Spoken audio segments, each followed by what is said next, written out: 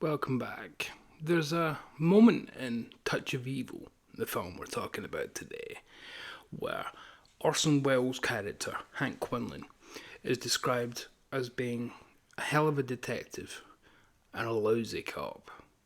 And that very much sums him up. Welcome back, as I said, and we're going to be talking about Touch of Evil a little bit today, for it has just been released on 4K from Eureka Masters of Cinema with some rather gorgeous artwork. That is sensational. Very much emphasising Orson's role there, with Charlton Heston's rather unfortunate brown face to play Mexican. Janet Leigh's in here as well. It's a wonderful cast. It's got a wonderful supporting cast right down the list as well, with Marlene Dietrich and Zsa Zsa Gabor. It's stunning from top to bottom. It's one of those really all-star affairs. Touch of Evil is one of those films that has a fascinating history, like a lot of Welles' work, off-screen as well as on-screen. So Charlton Heston was employed to do Badge of Evil, which was going to be the title of the film based on the novel, and it was going to be a pretty generic noir film, and the studio enticed them by saying, we've got Orson Welles. They didn't actually have Orson Welles at that point. They just knew they could probably get him for. And Charlton Heston signed on believing that Orson Welles was directing the film, not starring in it. So Charlton Heston joins and is quite stunned to find out that Orson Welles is not directing the film. Very swiftly, Orson Welles is directing the film for Charlton Heston. Will be obeyed at this point. He's just coming off the Ten Commandments, so he has rather a lot of sway in Hollywood, which Orson Welles never really did after Kane, certainly after Ambersons. And for a lot of people, this is considered the last truly great Orson Welles film. We'll go into that a bit more, because I've got a few recommendations of other things as well. My history with this film, I first saw it the early 2000s anyway, on DVD in a truncated version, and it wasn't until the Bluray version came out in 2012 or whenever it was, that from Masters of Cinema again, in this rather gorgeous steelbook, that I was able to see the different versions. And what this and indeed the new one do is give you all the versions, so the three full versions. So you get the theatrical version, you get the preview version, and the 1998 reconstruction, and they're quite radically different as well. Even if the runtime doesn't look like it, it's not so much, there's loads of scenes that have been added back in. It's edits, it's cuts, it's wipes, it's transitions, it's movement. It's a lot of little things that add up. So I never understand why people, a good director's cut doesn't need to just be more stuff added in. And rightly so, this is called the 1998 reconstruction. It's not called a director's cut. We'll go into that as well. The film itself, I don't think I really need to talk about too much. A bit like talking about most of Welles' masterpieces. It's been done to death, hasn't it? But essentially, it's probably the last great noir of the noir cycle before we move into revisionist and then neo-noir. So this is almost a kind of lullaby for the noir. Charlton Heston and his young wife are at a border town. He's a Mexican, and Orson Welles is the corrupt cop who wants to finger him, pardon me, for a crime he didn't commit. Hence he's a great detective and a lousy cop. If Quinlan, Orson Welles' character, put the effort into being righteous, into being good, that he did into being Quinlan, then he would be a hell of a cop. But such is the Touch of Evil. And the title is quite revealing itself, because to change it from Badge of Evil, it really gives you the idea that it just takes the slight touch. Once you've got it, that's it. It can only go down from there. You just need a touch of evil, and that's you. And that's really what Quinlan's character is. He kind of represents that. because we do get a lot of backstory as the film, pretty much in the last act, starts to reveal a lot more about Quinlan's past. So we get a little bit building up to that. But then through Marlene Dietrich's character and her relationship with Quinlan, we start to really understand, if not empathise, then we understand where Quinlan's coming from a bit more.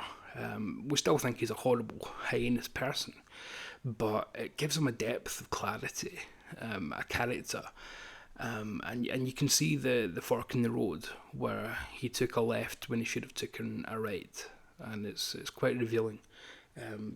So it doesn't go for the one-dimensional villain route for Charlton Heston just to be up against, a generic type who would, I don't know, if you cast Henry Silva at this point, he'd be a bit too young, or Ernest Borgnine, or insert character actor of the 50s here, villainous character actor, Lee Marvin even, it wouldn't have worked. But Wells, with his prior baggage, with that great intelligence, the ability to project it, does bring that to the character already.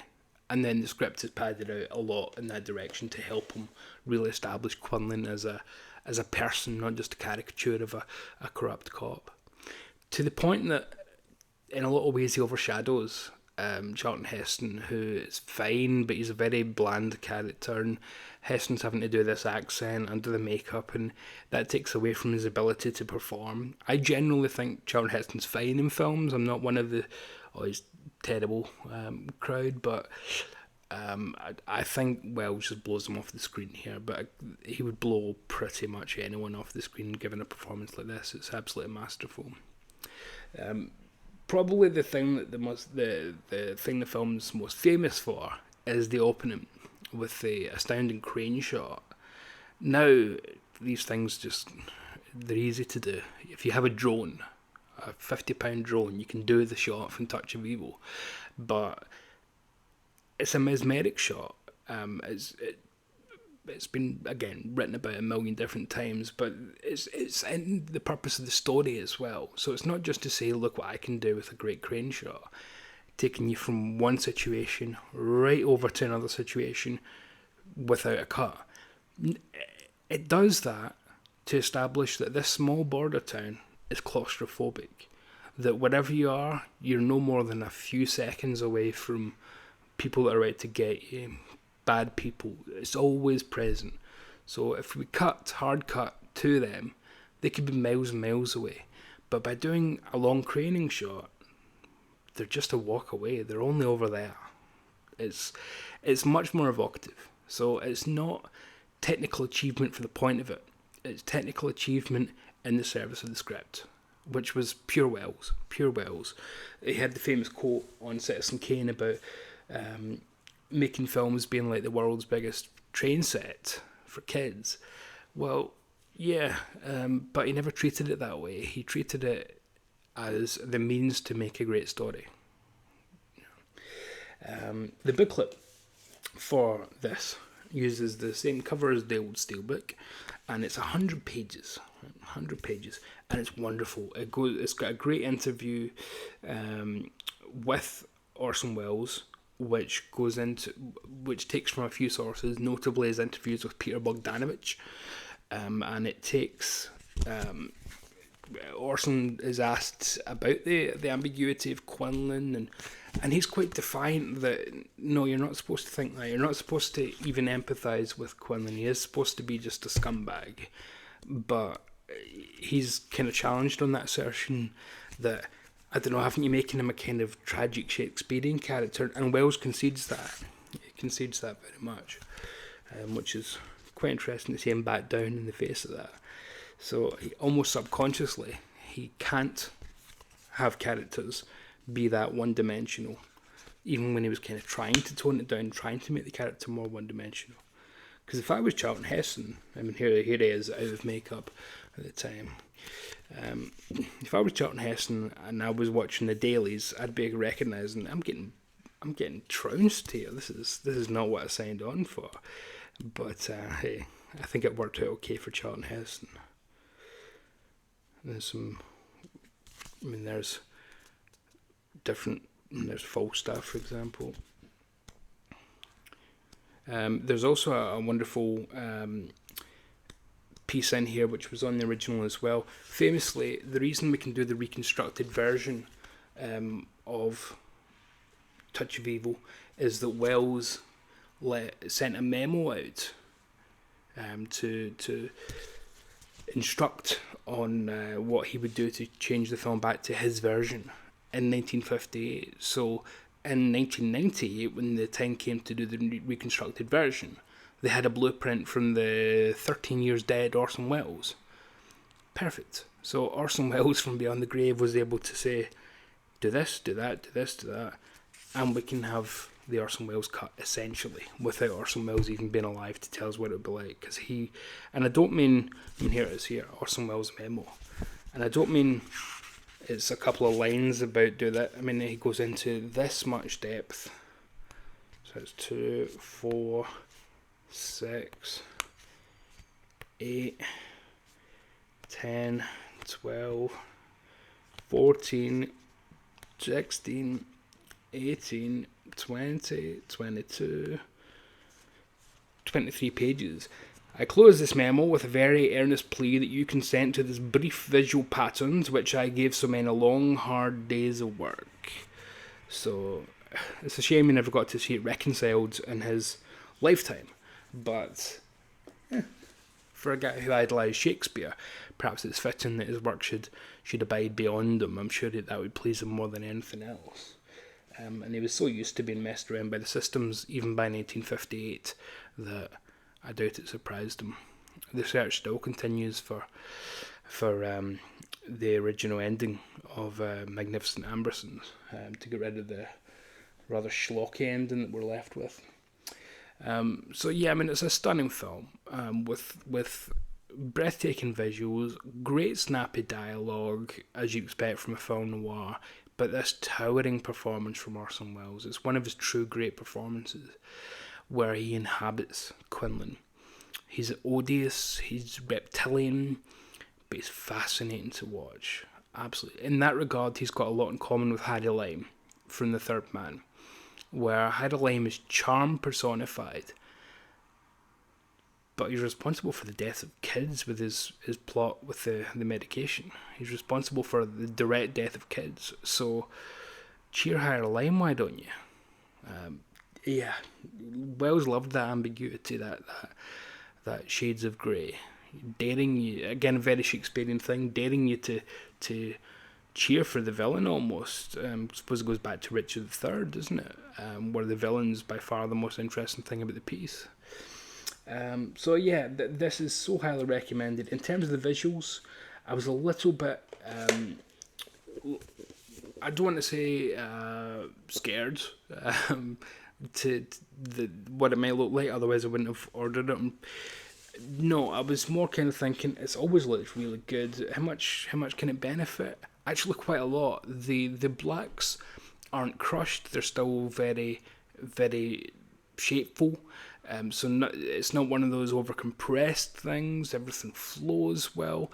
The greys allow everything to pop a lot more. So it's essentially. It was shot well at the time. It's been looked after since.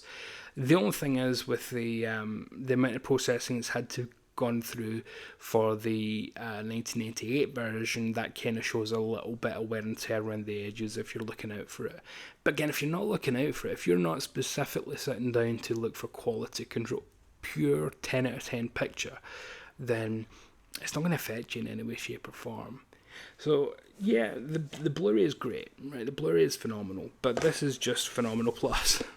So I'd really go with this if I were you now. Plus it does have all the extras from that, plus more, because it's got a great video essay by Kim Newman, and it's got Matthew Sweet doing a video essay as well. They go into a lot more of the themes. Kim Newman goes into a lot more of the character actors that appear in it up and down the cast list. Again, the interior uses the Touch of Evil steelbook cover, I still think of it as. And there's your discs which go with the orange motif as well. but it is a reversible cover, and so you can switch it around to be that as well. It's buried by having the black box, so it's not really needed, but tis what tis. So yeah, I mean, this is a stunning set.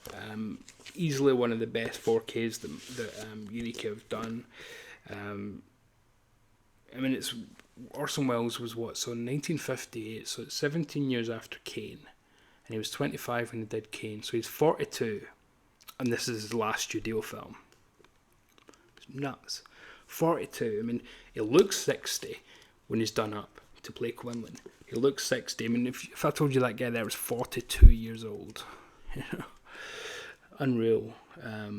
But yeah, I mean, it was almost old Hollywood by that point, because we're coming into the 60s. We're coming into the Hays Code didn't disappear for a long time, but as the 60s kicked in, it did start to mean less and less with each passing year.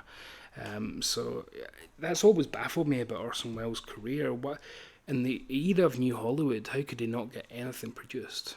How could nothing come through the studio system at all? You'd think somebody would have taken a chance on Orson Welles. It just shows you that there was a snobbery.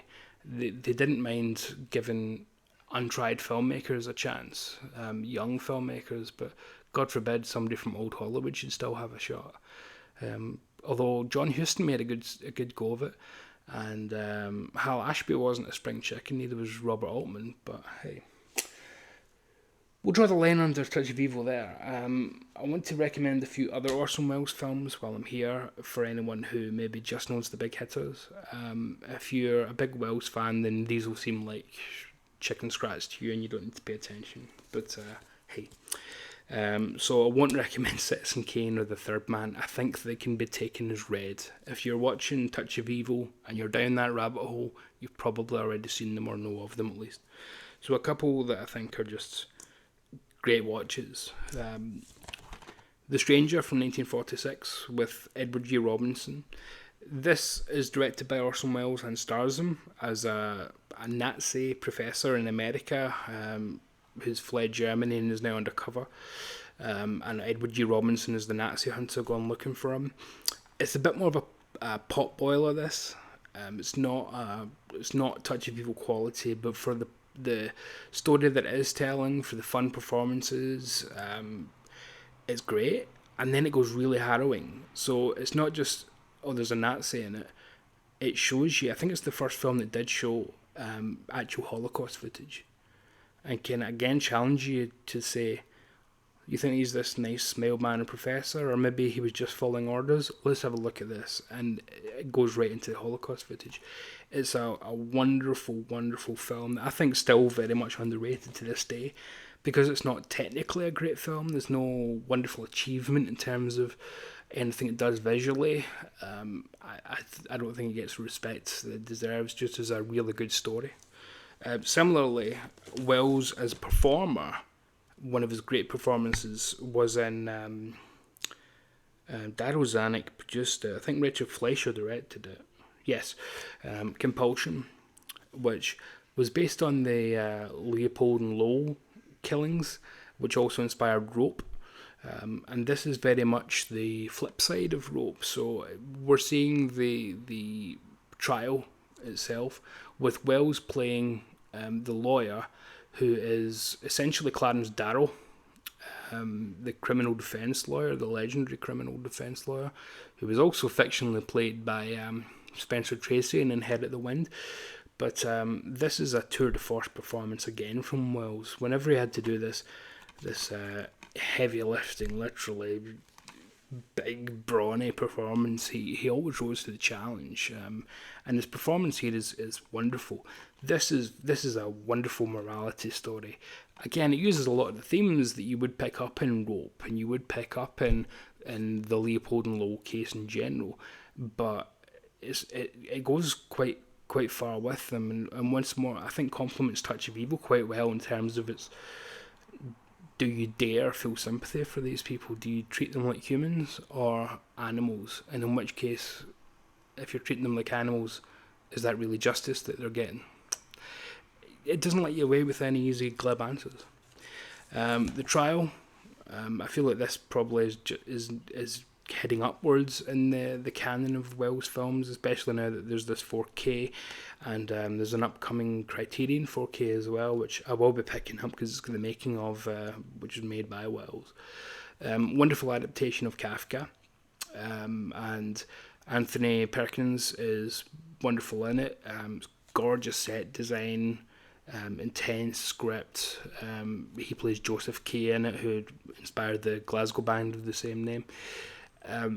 Jean Moreau, Romy Schneider. I mean, it's an all-star Eurocast in the support slots, and Wells really, he gives it a more theatrical. It's almost, this will sound silly, and almost proto Tim Burton, or revised German expressionist feel, in terms of when people describe a film as looking Kafkaesque now, they tend to be thinking of this version of The Trial more than the actual novels of Franz Kafka. It's kind of strange, but again, it's a stunning achievement. It's one of his best looking films, I think. Mr. Arkadin, which has been released under a plethora of names. Confidential Report, I think is one of them. This film was released by Criterion as a DVD set, which included the novel by Orson Welles. He didn't actually write it, sorry, but it included the novel, and then it's not been upgraded to Blu-ray. But in Germany, you can get this set, which does have the exact same contents on disc. It's got the exact same 3 different versions. So, and this version was rather limited. Look at that, number 39 of 55. That's pretty damn limited. 55 copies. But yeah, just taking away the cover, I think it's available in different versions.